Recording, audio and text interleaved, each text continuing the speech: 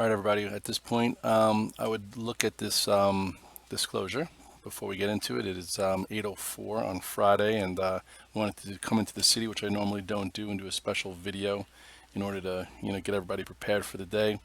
Um, it was a surprise, so actually our studio is closed where I usually do this for other all access, so I'm doing this for everyone, which I like to do things for everyone anyway. So all is well.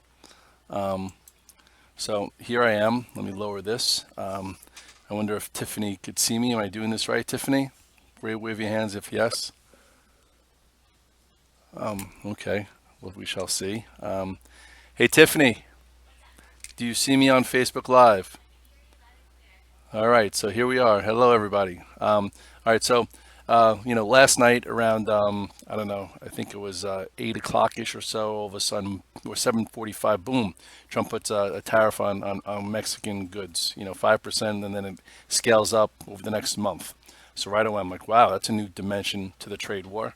But I started seeing on my rather all access Twitter feed, everyone was excited. Why is everyone excited that the futures are now down, 200 or so? You know why? Because we were prepared. I have a process. My process is actually portfolio approach when the market's acting well, when the S&P is above the 8 and 21 day, when there's momentum, when stocks are acting special. I'm usually in 10, 15, 20 names as an active trader that trades for a living. But when ascending channels break and stocks lose their 8 and 21 day and their 50 day, I tend to be tactical. I look for long shorts. I'm in lots of cash in my trading accounts, and then I look to see how we handle levels and volatility. If you remember, like 3 weeks ago, when Trump said, "Hey, the trade war isn't over with China," it was a different scenario. Things were looking good. I think I was in 12 names. I'm like, "Oh my God, this is gonna be crazy. I got to deal with, salvaging some trades, buying versus reactionary lows, moving around," and that day kind of hurt. But today, when the market's actually technically somewhat broken and there has been nothing to hold except for just trade, today there could be a lot of opportunities. And this is for short-term active traders. If you're long-term or mid-term and you put money into an S&P fund every single month or a 401k, you know what? And you have 10, 20, 30-year time horizon, you shouldn't even be looking at the news unless you want to, have conversation for the weekend. And depending on which news channel you look at, well, I guess that's what conversation you have, whether you support it or not. So just keep going, keep on course. The financial crisis, which was the craziest crisis, it lasted 2 years, and that helped everyone's average cost in their 401k, their 529, etc. But if you trade for a living like I do, like most people that are watching this, you have to know how the market feels and the complexion of the tape, and that changed over the course of the last 3 weeks. So let's get right to it. So take a look here at the chart of the S&P cash. So when did it change? It changed right there. That's when we broke the ascending channel. Remember that? That we were above for multiple months. That's when you went from portfolio approach probably to a tactical approach.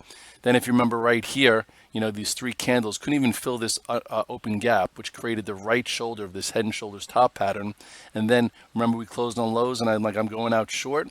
Well, you had that big gap down that wound up going below the 200-day and coming back above it. And then yesterday we just had an inside day below the neckline, which was a whole lot of nothing. So there was no reason to get long or short or change position. Very feeble bounce yesterday. Thank goodness it was a feeble bounce, because if it was a little bit stronger, maybe people would have been long for a little bit of follow through into the weekend and the end of the month. So thank goodness it was a feeble bounce, so no one got sucked in. So here we are today. So when I say, and I tweet to you guys, I say, let's simplify it, meaning, do we, stay below a certain level or reclaim it for the active direction? Well, that level right here is 2766. Okay, that is the low of the week. If we stay below 2766 and can't reclaim it, then you have 2747, which you should write down on a piece of paper. Okay, that's minor support. And then you have major at this 2722. This 2722 is a big level. If all of a sudden we don't rally in the morning and we start to grind down all day, right around here is where I would probably look to, see some kind of bounce attempt. Okay, maybe it happens here, or maybe even in the first half an hour we reclaim 2766 and, we've come off lows for the weekend, but you don't know. All you know is 2766.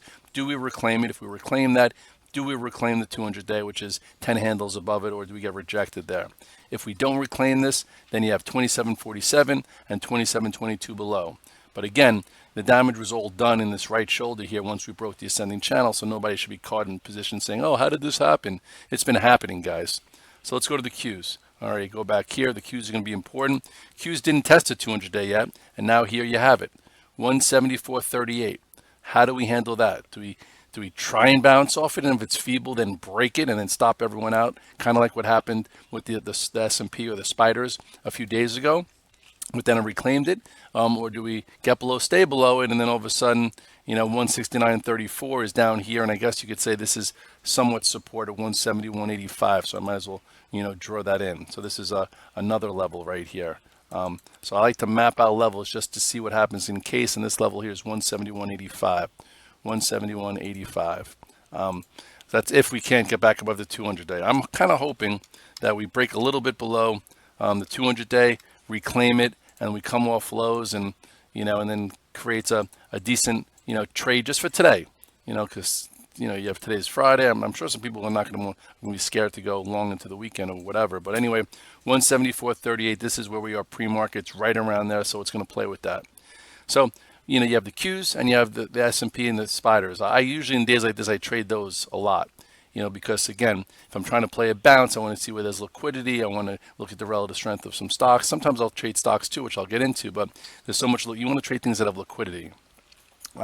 As far as the IWM, not special here at all. It's below this entire range. I guess your next level here is, I don't know, somewhere around there. I wouldn't even look at it, or you could look at it, just it's hard, especially look at this. By the way, look at the 8-day moving average. Below, below, below. Every time you get to it, it could have been a short. Different than here when it was above it. That's why strong markets are above the 8 and 21-day. Weak ones are below. That's when you switch gears as traders, which again, I teach it every single webinar that I do.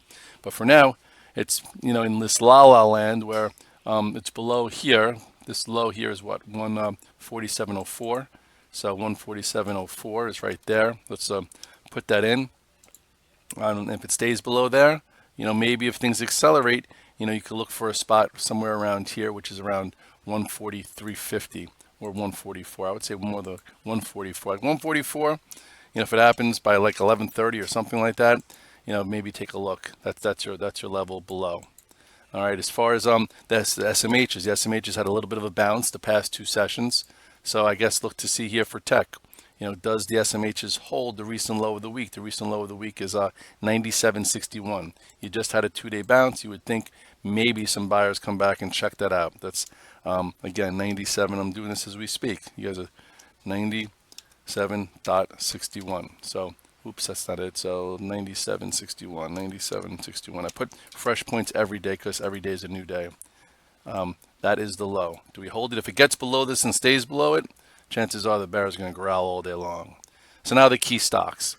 I have a go-to list. My go-to list is usually 25 names. On today's, like, in Caesar Red or a Sea Red like today, I kind of simplify it. So for now, I focus on a few. What's been real important? Apple. Apple's been like the barometer of the China trade war. I wonder what the barometer of the Mexico trade war is going to be. But anyway, Apple has been broken. If you look here, this ascending channel, which is similar across the board, broke right there. Then it's been below. Look at that, the 8-day moving average this entire time. So now if you look over here, there's a gap. Okay, gaps tend to like to get filled.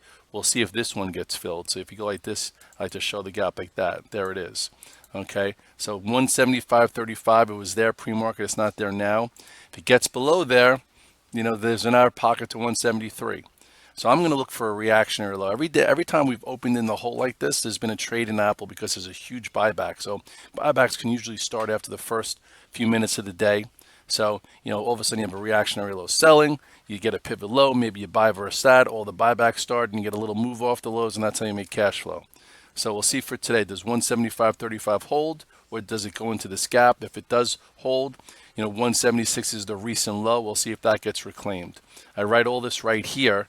If you look on the chart, okay, and that's what I post every day in Red All Access. Red All Access, if you're not a subscriber of it, I post 15 to 20 names every single day with an action plan, an if-then statement. If this happens, then do that. If that happens, then do this, which helps you prepare for your day. If you're missing that preparation, you should look on how you can become a subscriber, because I love guys in my community and I always want more of them. So anyway, this is Apple.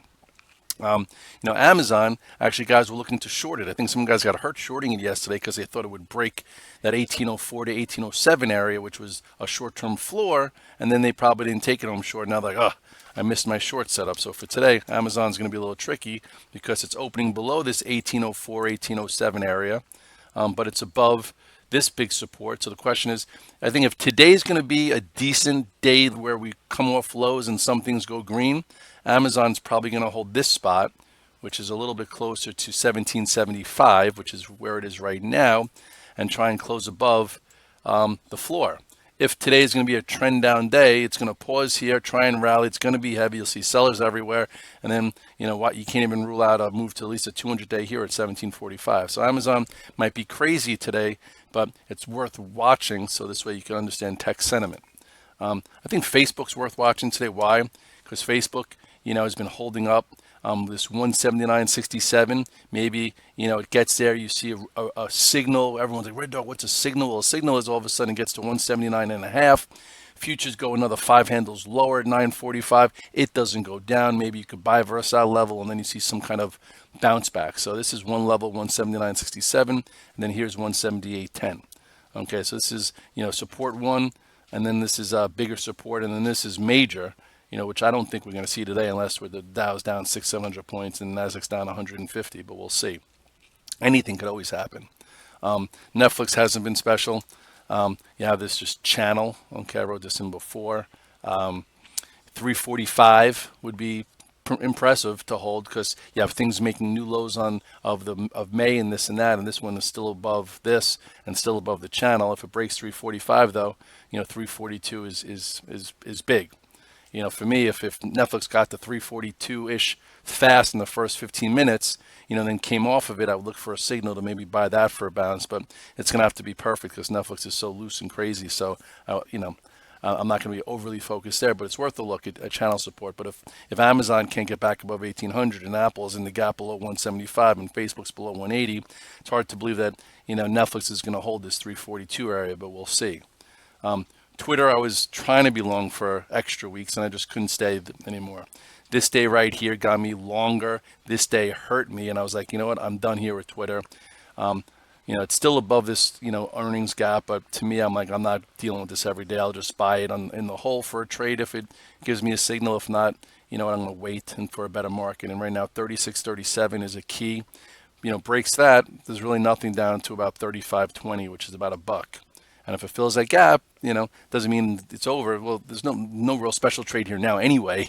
But, in a good market, if something holds its earnings gap, typically you want to stay with that. But again, with all the pressure around the world and now the president just going kind of crazy and even some talk that he's getting impeached, who knows if they'll put a muzzle on his Twitter. But I don't think that's going to happen. I'm just saying I'd rather just be careful, which I've been out of positions. I don't need to hold positions in this kind of, tweet-infested, news-driven whipsaw. I'd rather just play levels. If it's compelling, if it's not compelling, I won't. So for today, there could be opportunities.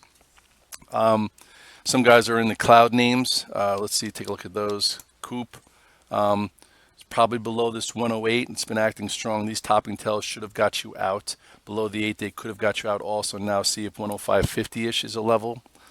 Twilio, most people are out. It broke the 21-day in the ascending channel here.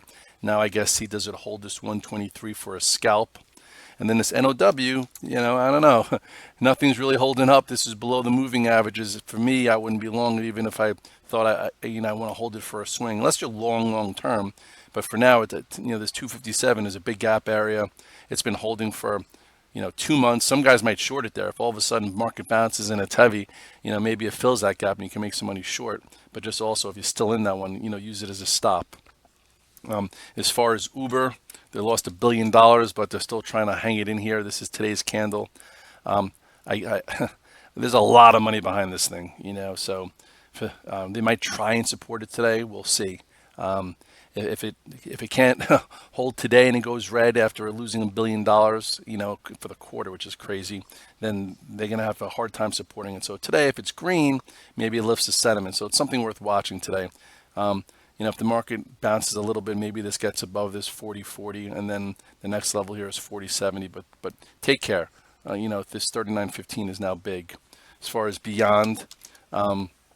This, closed strong 2 days ago. A lot of momentum traders took it home and opened up 5 yesterday. You could have sold some strength, made some really good money. And then yesterday, remember when I tweeted to Red Laurel Access, oh, this isn't, I said, first time beyond didn't make a new high with the S&P push. Maybe it goes red. Well, it went red, went down a few, and that's how you trade tactically. Here is now the level. See if it holds this 94. Maybe it tries to hold it and go green for a Q trade, or maybe it doesn't. But those are the two new issues I'd be looking at. Everything else is just not special, kind of rebuilding, and is what it is. So in a sea of red today, you got to see, can anything go green and help lift the markets up? Maybe it's the semis, maybe it's some of the FANG names, but you don't know. If they can't, we're kind of in la-la land. We're below the 200-day in the S&P. We're testing the 200-day in the Qs. We're below the weekly lows to see if we stay below or reclaim it. And, just pick and choose your battles carefully. Today's Friday. Everyone says, oh, you never, rally on a Friday, which usually is true because people are scared to see what the administration might do over the weekend. And then you have that Monday craziness. So we'll see how it goes today. Either way, I'm in New York City. I will tweet when I can. It's going to be a fast market. You have your plan. If you're looking for more, you should be a member of the VTF. You get to see my trades live. And if this is your first time seeing this on Facebook, and this is something I do every single day, or at least Monday through Thursday for Red Laurel Access, with posting charts, with a note. So maybe that's something for you, and you should reach out to T3 Live customer support. With all that said, I wish you the best of luck. It's supposed to be nice this weekend. I have my last 3 games for my lacrosse program. If we win, we're 44-0 over 2 years. That's my balance. You need to find your balance over the weekend to feed your brain, de-stress, and keep moving forward. I wish everyone the best, and I'll see you soon. Bye-bye.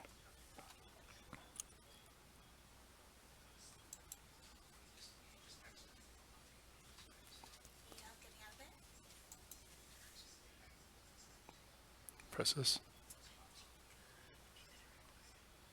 No, I'm record.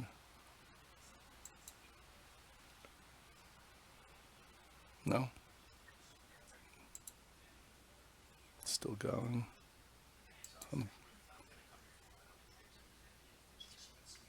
It's not on YouTube, it's on here, so.